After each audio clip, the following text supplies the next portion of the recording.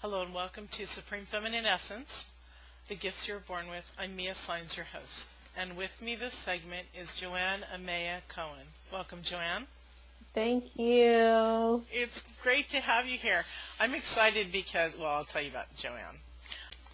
I'm excited because Joanna is an expert herbalist. She's a feminine embodiment mentor, and she's also a shaman practitioner, and she's going to explain all this to us. And she works on women's hormones and the reproductive system, which is so cool in a holistic way, which also makes us embrace our feminine beauty just all around. It's lovely.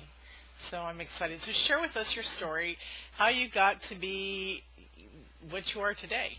Oh my gosh. How you got to grow up.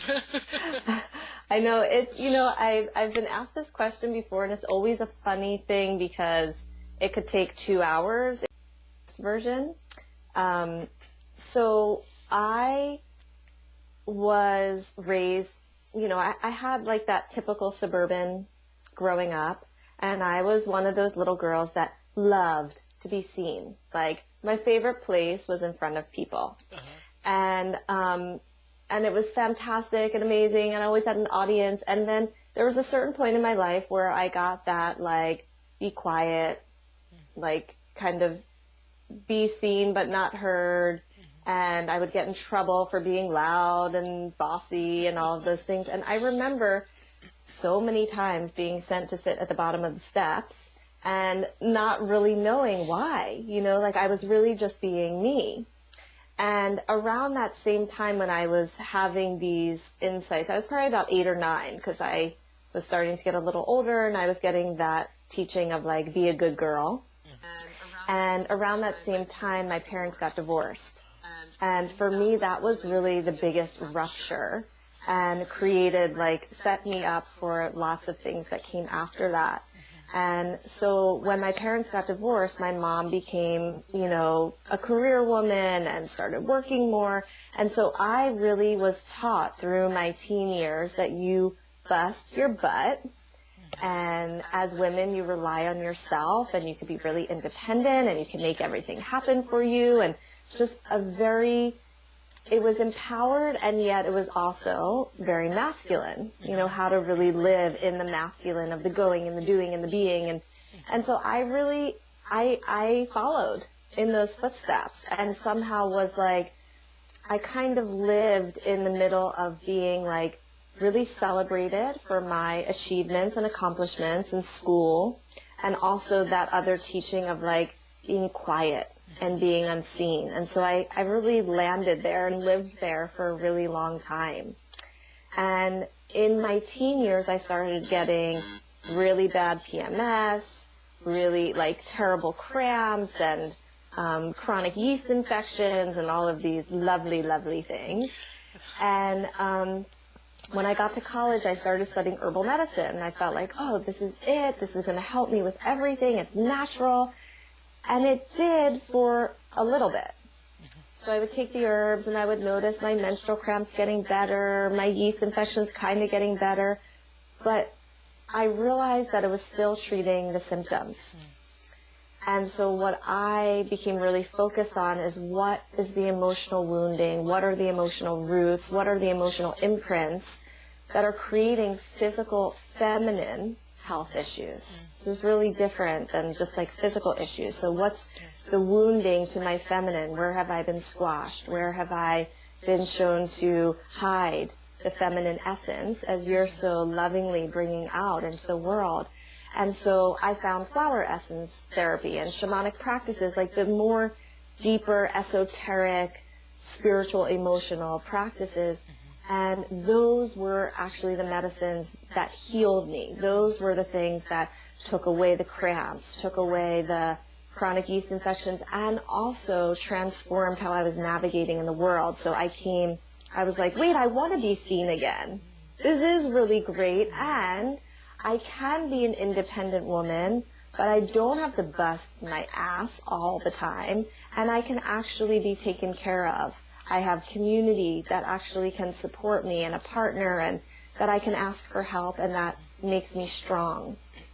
So, there's so many pieces to that story, but it's sort of how I came to this place of unearthing the feminine essence, unearthing the feminine woundings to create physical health.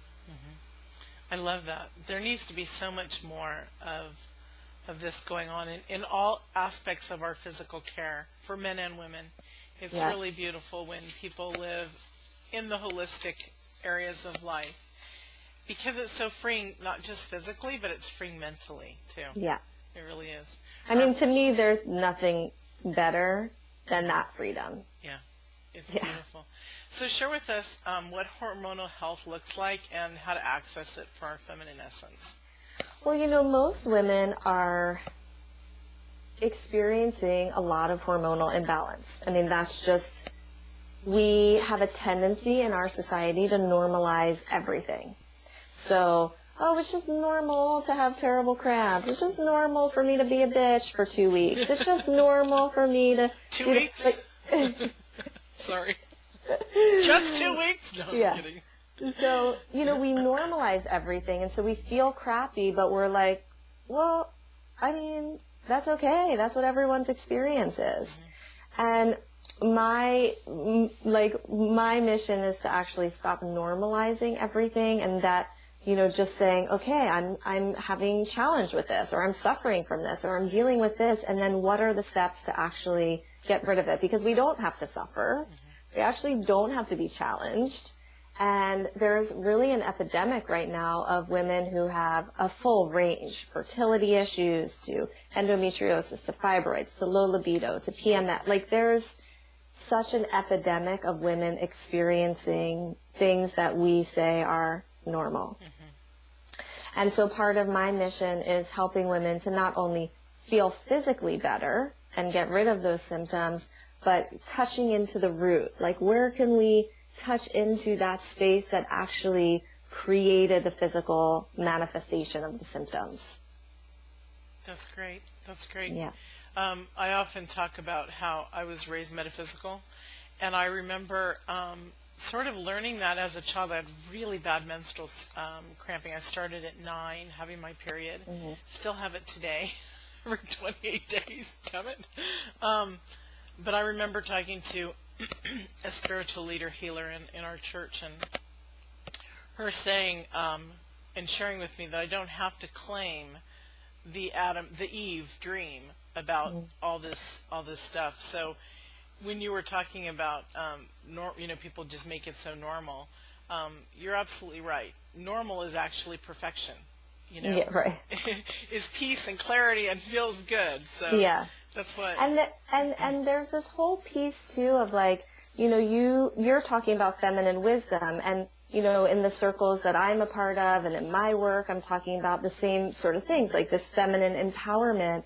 And when we have menstrual issues or hormonal issues, that's a sign from the body that something within the feminine is not working. And so if we're embodying our feminine essence or embodying our feminine power, pleasure, wisdom, then we have to start with the cycles. I mean, they are the pulsations that run through us every month that give us energy and give us downtime and give us increased sexuality and not wanting to be sexual. Like, they are the pulsations that allow us to be woman. And so they have to be healed for us to really go deeper into this work of our feminine essence. I love, it's crazy, but I love having hormones. I love being in balance. I love being a woman, and not that I wouldn't be when I go through menopause, but I so cherish I think my mom still had her menstrual cycle into her mid-60s. So I'm like, okay. And she started early like me. Usually they say if you start early, you end early. But I just embrace the fact that it's there. I have it. It keeps me in balance. I know I'm woman. I know that sounds funny, but I know I'm woman. I feel the moon because of it, and either that or it's just because of me, knowing me. So, but I like so many people can be fearful of their hormones because of what you said, the bitchiness, the pain, and really if we just look at it as this is part of who we are. It's like loving every aspect of us. If we get away from those other thoughts, I'm sure it moves more smoothly.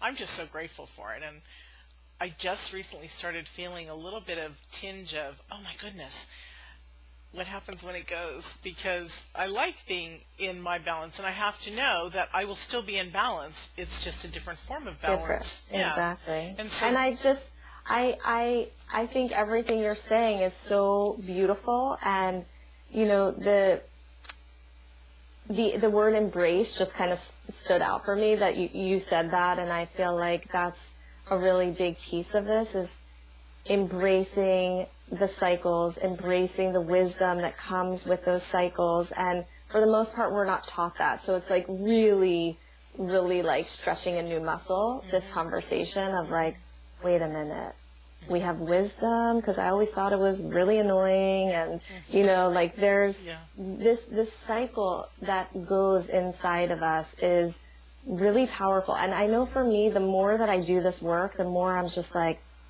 whoa, everything I do is actually dictated by these hormones and by this cycle that pulsates through me. So when I push really hard when I'm bleeding, I'm going to feel like crap. I'm going to feel bitchy. When I'm ovulating and I'm like, yeah, I feel amazing, you know, let's get to work on this launch. I have energy to do that. I'm not pushing against the energy that my body is naturally just giving to me.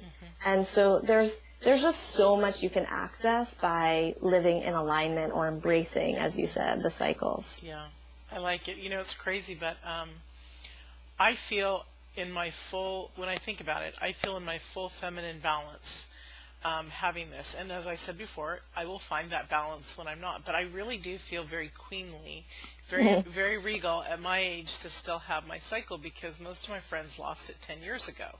And I'm just so grateful that I'm just so grateful to have it. And I think that that's the first time that I've actually expressed it outwardly.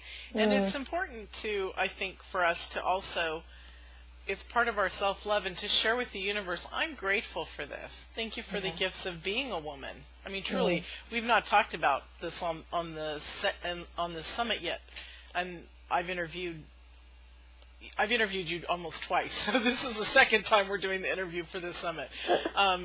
So I think that it's beautiful that we can embrace our feminine grace that way. I'm very grateful that I'm a woman, baby. It reminds me of those 1970s Helen Reddy songs.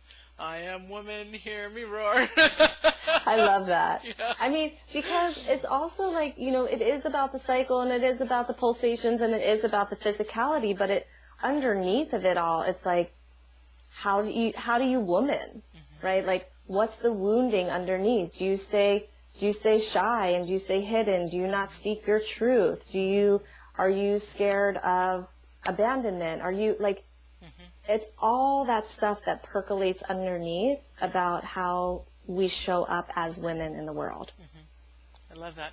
And so this next question goes so perfectly with this. Healing your heart is a path to healing your hormones. Talk about that. I mean, that to me is where everything lies, as I know that's where you get a lot of your juice from, and the spiritual connection, the emotional connection is, for me, a woman comes to me talking about their hormones, and within 20 minutes of our first session, we're talking about past heartbreak. We're talking about past wounding from father or mother. We're talking about abandonment issues. We're talking about regret. It's so much bigger than just, estrogen and progesterone. That's not, to me, that's not my, like, juicy part. Like, there's some women who focus on hormones that, like, okay, let's do this and really like that. But for me, I feel like to access and heal your feminine power and your cycles takes us really healing the heart. Takes us really connecting deeply into your vision of woman, into your vision of feminine essence, into your vision of being an inspiring woman, and all the hurts that lie underneath. And once we start to heal, just like what happened in my story, once we start to heal the heart, then everything changes. Like, not only like how you navigate through the world, but your physical symptoms change. It's all connected. Everything, like emotion, spirit, anything that happens there manifests in the physical form as a symptom or illness, or so the heart to me is the best place to start. I like what you're saying, because I just had the image, and it's so true, how the heart and the mind and the heart are so connected, but people like to live in different spaces. They don't like to connect them. When we connect the pain in our heart, we're thinking about what caused it.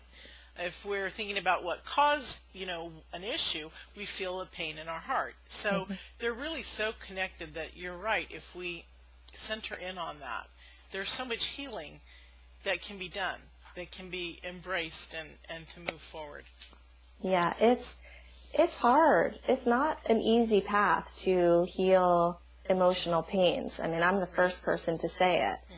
But the quality and freedom that gets created from that is so epic and so beautiful.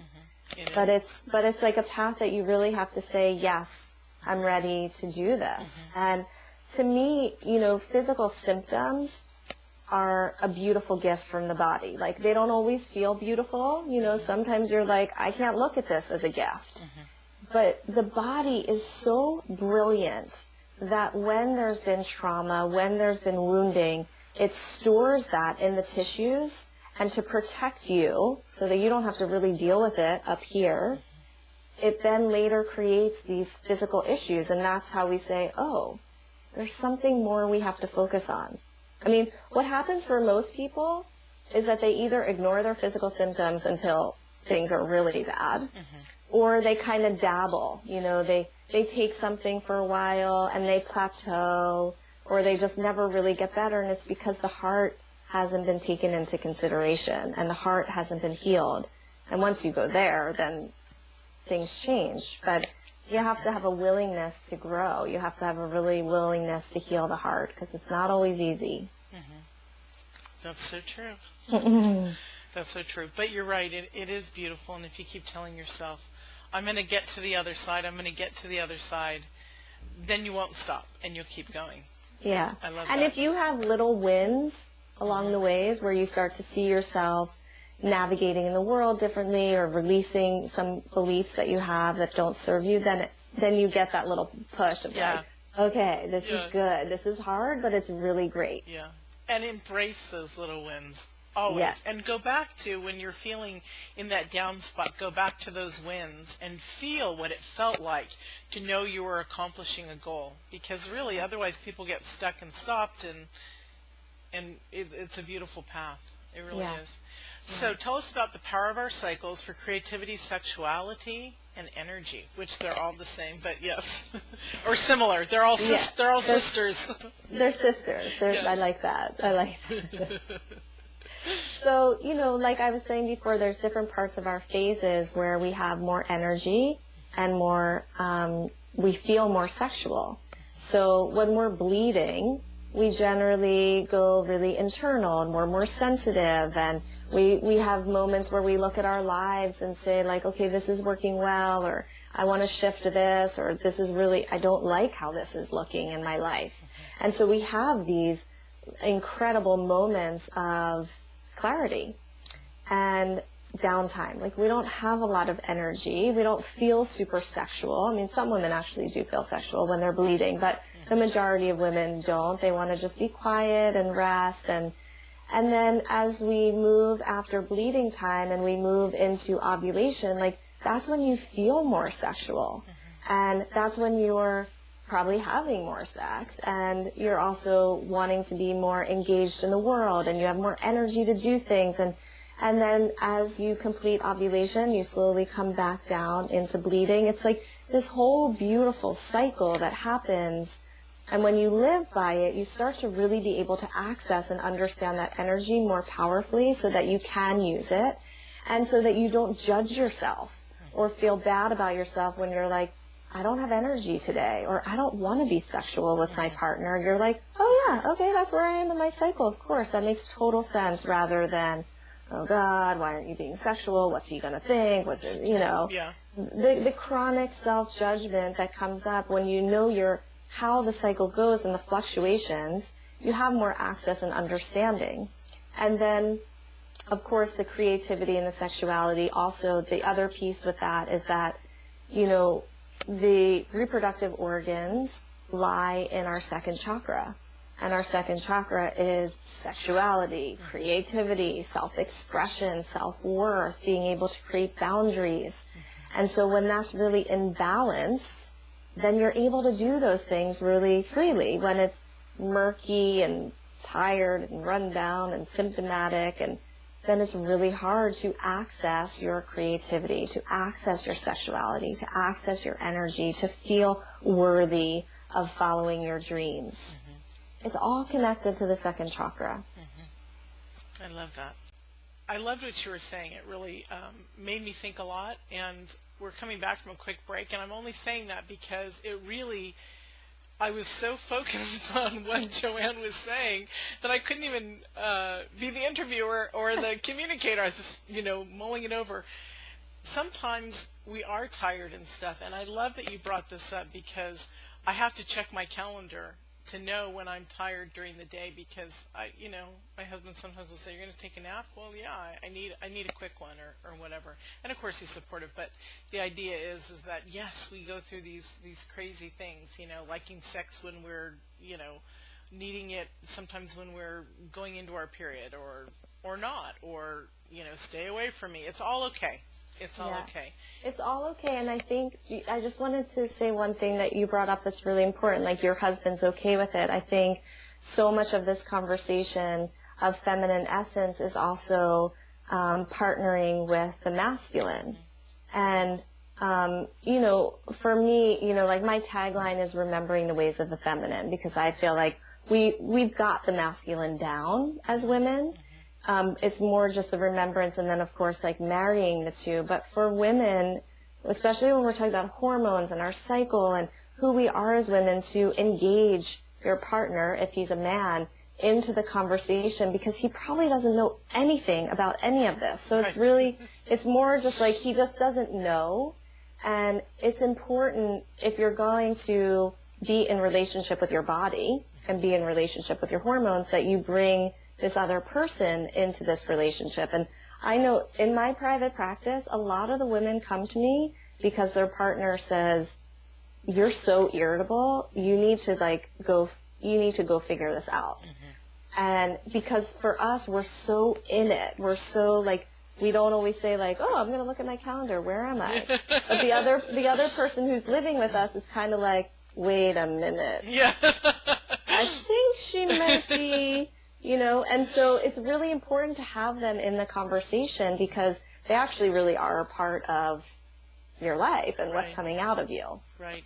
And I just wanted to touch on that fact. I like that you brought up the balance there, because in the feminine essence for me, I did a project about 3 years ago, we'll say, 2.5, 3 years ago, called Feminine Beauty Awakening. And it was how, when we're awakened within our feminine essence like this, the masculine stands up and protects us and loves us in our partners, and they're there, and they should be there in a joyous thing. So when we're in balance ourselves, we create that space for them to be in balance, and that's really, really important. Just as when they start to change in their life because of their hormones, when I'm working with couples, because I'm besides a self-love teacher, I'm also a relationship couple, but for couples only. I talk about if there's an issue with the man's libido, his hormones could be off. And they usually say 40 to have it checked. I say 35, because, we're all either on the lower side or the higher side. Right. We just don't know. So let's be patient with the man's libido too. When, when you're just like, "Come on, baby," and they're like, "I don't feel like it." So I love the partnering that you said, because it's an absolute partnership beyond just sleeping together and providing an income for each other, whether your two family income or one or whatever the process that you guys do.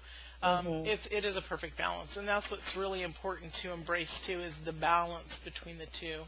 So it's cool. Tell us about the importance of embodiment practices for feeling your power and your wisdom. I love that question, because that's so important. So, a lot of the times, and I have a tendency myself, a lot of the times we talk, we're very mental, like this is what happened to me and this is what I think and this is where my confusion is, and we just loop around and around and around, and sometimes that looping actually then starts to be internalized. Everything that we're thinking, we start judging ourselves. And so part of this conversation for me is, how do we get back into the body? As a woman, your body is the first place that you ever met the feminine. And so we're talking about feminine essence. It's most important to just connect into this physicality of her. No matter what size you are, ladies. No matter what size, no matter what issues. It's not about, anything else than just feeling into this body. So not always just thinking and rationalizing and, making yourself crazy in your head, but bringing it back down into the body. And so there's all different embodiment practices that I do with my clients to help them to come into this place. And for a lot of women, it's really challenging. There's a way we don't feel safe in our bodies if there's been issues of abuse in the past, or it just feels weird and uncomfortable. And for other women, they're like, wow, how do I feel? Wow, I haven't thought about that in a while. What turns me on? What delights me? And where does that feel in my body? And, I teach, there's so many different embodiment practices. There's embodiment practices of, just feeling your beauty, awakening to your beauty, like you were saying, or learning how to, capture a yes or no response, not based on here, but based on from your body. And so that's just kind of the final piece of, after we talk about things and after we start processing, how do we move it into the body? And then how do we move all those deep imprints and deep traumas that have been sitting there for potentially 20 or 30 years? How do we move them from the body? This is really, really, really, really important. This is really important stuff. Yeah. Because when you know even the simple things, how does my body feel? What do I like? What satisfies me? What tingles me? What gets me to the place of, there are so many times I can see it so perfectly that I went into my head so that I would ignore my body. So many times for so many years. I've been practicing self-love for 25 years, but due to my upbringing, you slip in and out until you master it. And this is so vitally important. My favorite, and I've said this before, my favorite space to be is even when I'm alone in a quiet, subdued, meditative space, thinking about and understanding what pleases me and acting upon it. And does that mean that I'm not talking about just feminine sexual pleasure one-on-one, masturbation. I'm talking about where your skin tingles, where you're listening and you hear the trees outside rustling, where you're just so into that moment and that space of the vibrational feel that you can feel almost as if you're in a different energy field on your body. That's what it's, when you understand yourself, it's like, wow. And who wouldn't want to take the journey from being where they can't feel at all to if they actually understood the essence of being quiet with your body and how magnificent it is?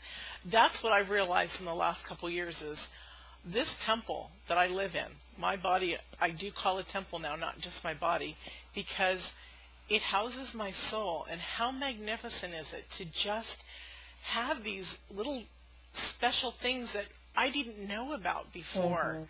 Nobody shared them with me. I grew them on my own just by getting to know myself. So I'm so glad you brought that up, because that is really a very cool aspect of understanding who we are. And when you start to experience that, ladies and gentlemen, you can experience it too. It's pretty hot. It's pretty magnificent. Yeah, it's amazing. I mean, like you said, it's really easy to bypass how our body feels. It is. And I will just say to the women listening, when you feel that level of anxiety, when you feel irritable, when you feel anything you feel, that is your body actually giving you a message. Giving you a message that what you're doing right now isn't working. The relationship you're in isn't working.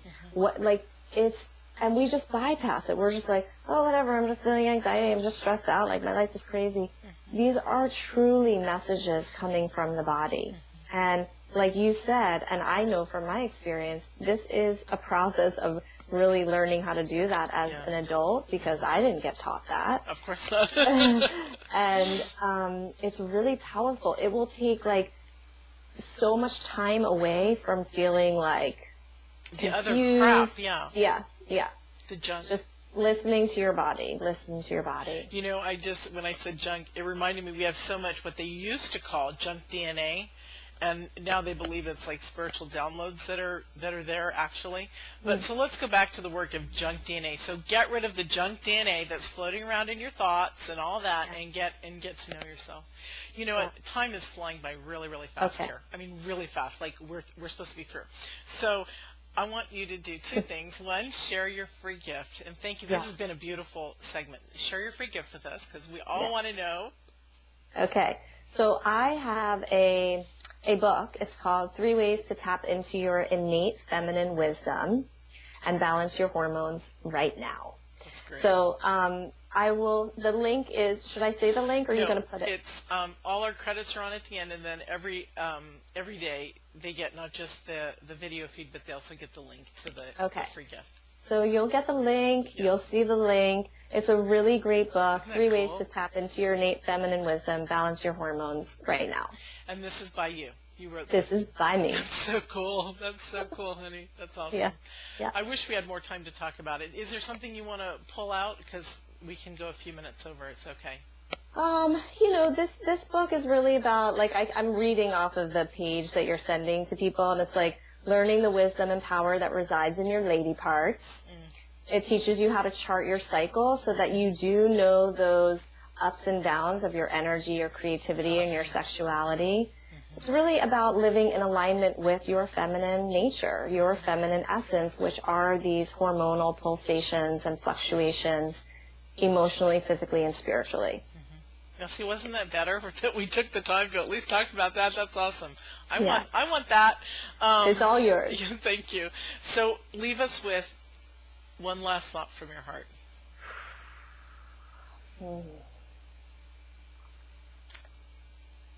I know that every single person, but I'm actually going to be speaking to every woman. I know that every single woman listening has gone through challenges and struggles and frustrations. And what I want you to know is that you're totally not alone.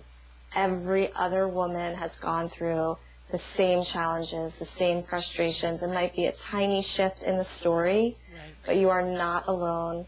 We all understand each other, and the power of sisterhood, to me, is where healing lies, because it does no use for us to stay isolated and misunderstood. And so I just invite every woman to take the moment right now to know, like, we are all in this together, and you are never alone. I love that. Thank you. I do these summits because so many people I find feel they're alone. And it's so important for people to see these different summits with information to say, oh, I connect to that. I understand. Oh, that blesses me. It's really beautiful that you said that. So thank you. You're welcome. This is lovely. Thank you for joining us very, very much. I thank you so much, Mia. I had no idea that our first meeting would end up here. I know. Let's tell them really quick. We met at the DMV. She overheard me talking to there was a lovely lady and her daughter next to me from a Caribbean island. And they asked me what I did, and I told them, and you were sitting ahead of me in one seat over, and you turned around and you said, hey, I'm in that world. And that was just the coolest thing. And this is what's so amazing about life, is we meet when our heart is open and our consciousness is open and our life path is open. You meet magnificent people everywhere you go, and that's the true beauty and blessing.